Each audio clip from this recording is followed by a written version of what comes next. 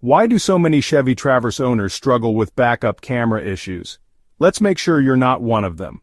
First, start by checking the basics. Make sure your car is in park and the ignition is off. Now pop the hood and disconnect the negative battery cable to avoid any electrical mishaps. Next, locate the camera at the rear of your vehicle. Carefully inspect the wiring for any visible damage. Sometimes a quick cleanup around the camera lens can solve the problem. If you spot any loose connections, tighten them up.